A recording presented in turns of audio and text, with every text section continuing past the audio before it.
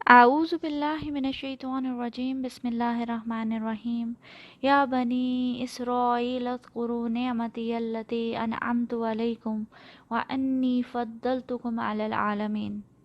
اے یعقوب کی اولاد، اے بنی اسرائیل، میری وہ نعمتیں یاد کرو جو میں نے تم پر انعام فرمائیں، اور یہ بھی کہ میں نے تم کو تمام جہان کے لوگوں پر فضیلت بخشی تھی۔ السلام علیکم ورحمۃ اللہ وبرکاتہ۔ آج ہم آیہ نمبر 47 سے سٹارٹ کریں گے۔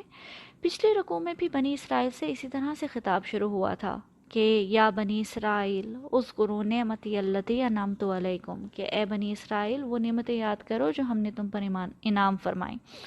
اور یہ رکوع بھی ایسے ہی شروع ہو رہا ہے، لیکن پچھلے رکوع میں بنی اسرائیل کو دعوت دی جا رہی تھی کہ اپنا وعدہ پورا کرو اور ایمان لاؤ اس پہ جو ہم نے تم پر نازل کیا، یعنی کہ یہ قرآن۔ لیکن اس رکوع میں انہیں ان کی ساری ہسٹری یاد کروائی جا رہی ہے کہ جو تمہیں فضیلت اللہ تعالیٰ نے دی تھی، جو تم پہ انعام فرمائے تھے، تم پہ جو بے شمار احسانات اللہ تعالیٰ کے تھے، ان سب کے نتیجے میں تم لوگوں نے کیا کیا۔ اور یہ ایک قسم کی وارننگ بھی ہے مسلمان امت کے لیے کہ تم سے پہلے اللہ نے جن لوگوں کو چنا، جنہیں فضیلت دی، نبی دیے، کتاب دی، انہوں نے کیا غلطیاں کی، اور وہی غلطیاں تھیں جس کی وجہ سے انہوں نے اپنا مقام کھو دیا اور پستیوں میں جا پڑے۔ آخر کیا وجہ تھی کہ اللہ تعالیٰ کی اتنی پسندیدہ امت نے اپنا مقام اور اپنی فضیلت کھو دی؟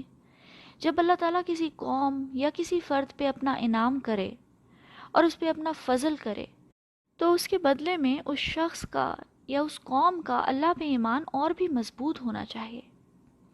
ہم نے دیکھا تھا آیہ نمبر 21 میں کہ ایمان کی 3 طرح کی شرطیں ہیں۔ ایمان باللہ کی پہلی شرط یہ ہے کہ اللہ کا عبد بنے، بحیثیت فرد اور بحیثیت قوم اللہ کے تمام تر احکامات کی پابندی کرے، سمعنا و اطعنا کی زندگی گزارے۔ ایمان باللہ کی دوسری شرط یہ تھی کہ اللہ کی نعمتوں کا شکر کرے، ان نعمتوں کو اللہ کی اطاعت کے لیے استعمال کرے، نہ کہ اللہ کی نافرمانی کے لیے۔ اور تیسری بات یہ کہ اللہ کی توحید پر جمع رہے اور اللہ کے ساتھ کسی کو شریک نہ ٹھہرائے۔ اگر اس میں سے ایک بھی چیز نہیں ہوگی تو انسان کافر ٹھہرایا جائے گا، یعنی یا تو وہ اللہ کے حکم کا انکار کر دے، یا پھر اللہ کی نعمتوں کی ناشکری کرے، یا پھر اللہ کے ساتھ کسی کو شریک ٹھہرائے۔ ہم دیکھیں گے کہ بنی اسرائیل نے مختلف مواقعوں پر یہ سارے کام کیے۔ سورہ بقرہ میں ہی آگے جا کے دیکھیں گے کہ اللہ تعالیٰ نے انہیں جب یوم سبت کی پابندی کا حکم دیا یا پھر گائے ذبح کرنے کا حکم دیا تو انہوں نے نہ صرف اللہ کے احکامات کا انکار کیا بلکہ ان کا مذاق اڑایا۔ پھر اللہ تعالیٰ نے فرعون کے ظلم سے انہیں نجات دلائی، انہیں پانی کے چشمے دیے، ان پہ بادلوں کے سائے کیے، ان پہ من و سلوہ نازل کیا، لیکن انہوں نے اللہ تعالیٰ کی تمام تر نعمتوں کی ناشکری کی۔ پھر بس ایک شرک کی ہی کسر رہ گئی تھی، تو وہ بھی انہوں نے سونے کے زیوروں سے ایک گائے کا بچڑا بنایا اور اس کی پرستش شروع کر دی۔ یہی تمام وجہ بنی ان کے زوال کی، اور جو اللہ نے انہیں فضیلت دی، اعلیٰ مقام دیا، ان پر انعام کیا، وہ سب کچھ انہوں نے کھو دیا۔ جب اللہ تعالیٰ کسی قوم کو اپنی خلافت کے لیے چنتا ہے اور وہ قوم مایوس کن پرفارمنس دیتی ہے، اپنی خلافت کی ذمہ داری کو بھول جاتی ہے اور اپنی من مانی کرتی ہے، تو یہ اللہ کی سنت ہے کہ وہ ان کی جگہ دوسری قوم لے آتا ہے، اور یہی ہوا۔ اب مسلمانوں کی باری تھی، اللہ نے اب وہ فضیلت مسلمانوں کو دی۔ سورہ آل عمران میں آتا ہے کنتم خیر امت اخرجت للناس تعمرون بالمعروف وتنحون عن المنکر وتؤمنون باللہ وَلَوْ آمَنَ أَهْلُ الْكِتَابِ لَكَانَ خَيْرًا لَهُمْ۔ اب دنیا میں وہ بہترین گروہ تم ہو جسے انسانیت کے لیے میدان میں لایا گیا ہے، یعنی انسانیت کی ہدایت اور اصلاح کے لیے تم نیکی کا حکم دیتے ہو، بدی سے روکتے ہو اور اللہ پہ ایمان رکھتے ہو، اور اگر اہل کتاب بھی ایمان لے آتے تو یہ ان کے حق میں بہتر ہوتا، یعنی کہ جو چیز ان کے زوال کی وجہ بنی وہ اللہ پہ ایمان کی کمی تھے۔ پھر آیہ نمبر 48 میں آتا ہے وَاتَّقُوا يَوْمًا لَا تَجْزِي نَفْسٌ عَن نَفْسٍ شَيْئًا وَلَا يُقْبَلُ مِنْهَا شَفَاعَةٌ وَلَا يُؤْخَذُ مِنْهَا عَدْلٌ وَلَا هُمْ يُنصَرُونَ۔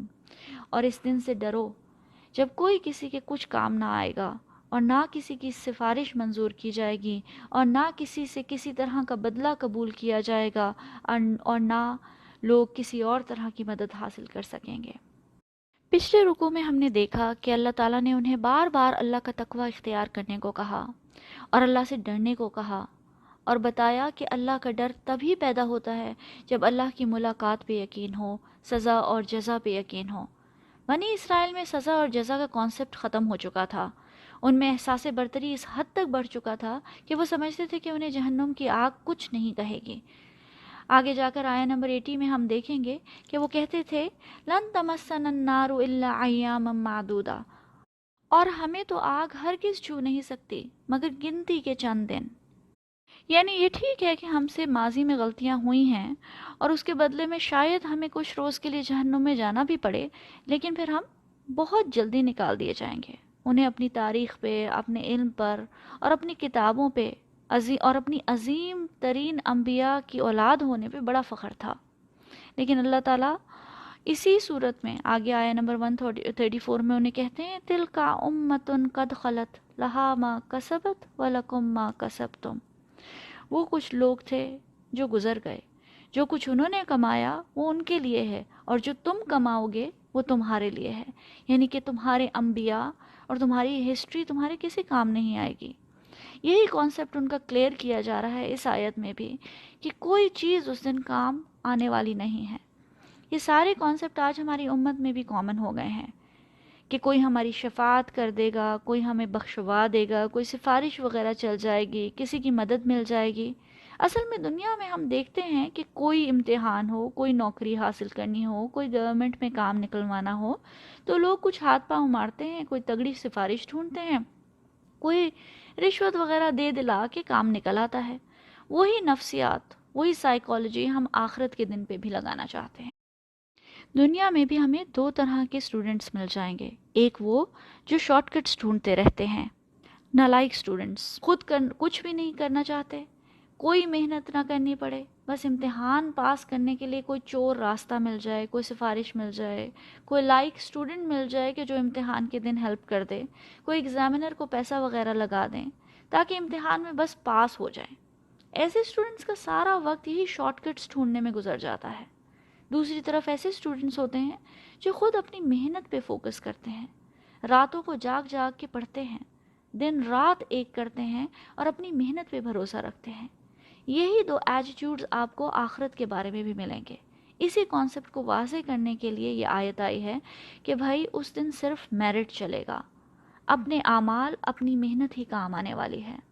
اللہ تعالیٰ فرماتے ہیں وَاتَّقُوا يَوْمًا لَا تَجْزِي نَفْسٌ عَن نَفْسٍ شَيْئًا، اور اس دن سے ڈرو جب کوئی کسی کے کچھ کام نہ آئے گا، کوئی نفس کسی دوسرے نفس کے کام نہیں آنے والی۔ حضرت عائشہ سے روایت ہے، انہوں نے کہا کہ جب آیت وَأَنذِرْ عَشِيرَتَكَ الْأَقْرَبِينَ اور اپنے قریبی رشتہ داروں کو خبردار کیجیے نازل ہوئی، تو رسول اللہ صلی اللہ علیہ وسلم نے صفا پہاڑ پر کھڑے ہو کر فرمایا یا فاطمہ بنت محمد، یا صفیہ بنت عبد المطلب، یا بنی عبد المطلب، لا املک لکم من اللہ شیئا۔ اے محمد صلی اللہ علیہ وسلم کی بیٹی فاطمہ، اے عبد المطلب کی بیٹی صفیہ یعنی کہ حضور پاک صلی اللہ علیہ وسلم کی پھپھو، اے عبد المطلب کی اولاد یعنی کہ حضور پاک صلی اللہ علیہ وسلم کے دادا کی تمام تر اولاد، میں اللہ تعالیٰ کے آگے تمہارے لیے کسی چیز کا کوئی اختیار نہیں رکھتا۔ یہ صحیح مسلم کی روایت ہے 503۔ اگر نبی اکرم صلی اللہ علیہ وسلم اپنے قریبی رشتہ داروں سے یہ کہہ رہے ہیں تو ذرا سوچئے کہ ہمارے کام کون آئے گا۔ پھر آگے اللہ تعالیٰ فرماتے ہیں وَلَا يُقْبَلُ مِنْهَا شَفَاعَةٌ، اور نہ کسی کی سفارش منظور کی جائے گی۔ ہم اکثر شفاعت کی بات سنتے ہیں لیکن ہم بھول جاتے ہیں کہ اس دن کوئی بھی اللہ کی مرضی کے بغیر کسی کی شفاعت نہیں کر سکے گا۔ شفاعت کس نے کرنی ہے اور کس کے لیے کرنی ہے، یہ سب اللہ تعالیٰ کے اذن اور اللہ تعالیٰ کی مرضی کے تابع ہوگا۔ من ذا الذی یشفع عندہ الا باذنہ، کون ہے جو اس کی جناب میں اس کی اجازت کے بغیر سفارش کر سکے۔ احادیث کی روشنی میں ہمیں پتہ چلتا ہے کہ اس دن نبی اکرم صلی اللہ علیہ وسلم، قرآن، نیک اعمال، نیک دوست سب شفاعت کر سکیں گے، لیکن یہ شفاعت بھی مفت نہیں ملے گی، بلکہ ان سب کی شفاعت حاصل کرنے کے لیے، اس کا حقدار بننے کے لیے کوشش کرنی پڑے گی، محنت کرنی پڑے گی۔ یہ شفاعت انہی کو ملے گی جو دنیا میں اپنے عمل سے اس کے حقدار بنیں گے اور اس شفاعت کا حق ادا کریں گے۔ پھر آگے آتا ہے وَلَا يُؤْخَذُ مِنْهَا عَدْلٌ، اور نہ کسی سے کسی طرح کا کوئی بدلہ قبول کیا جائے گا۔ عدل برابری یا مساوات کو کہتے ہیں، یعنی اس دن ایسا نہیں ہوگا کہ کوئی برابر کی چیز دے کر اپنی جان چھڑوا لی جائے، یعنی میرے اتنے گناہ ہیں تو مجھ سے اتنی رقم لے کے مجھے چھوڑ دیا جائے، ایسا نہیں ہوگا۔ کوئی فدیہ، کوئی بدلہ، کوئی رشوت قبول نہیں کی جائے گی۔ فَلَن يُقْبَلَ مِنْ أَحَدِهِمْ مِلْءُ الْأَرْضِ ذَهَبًا وَلَوِ افْتَدَىٰ بِهِ، اور اگر نجات حاصل کرنا چاہیں اور بدلے میں زمین بھر کر سونا دیں تو ہرگز قبول نہ کیا جائے گا۔ وَلَا هُمْ يُنصَرُونَ، اور ان کی کسی قسم کی کوئی مدد نہیں کی جائے گی۔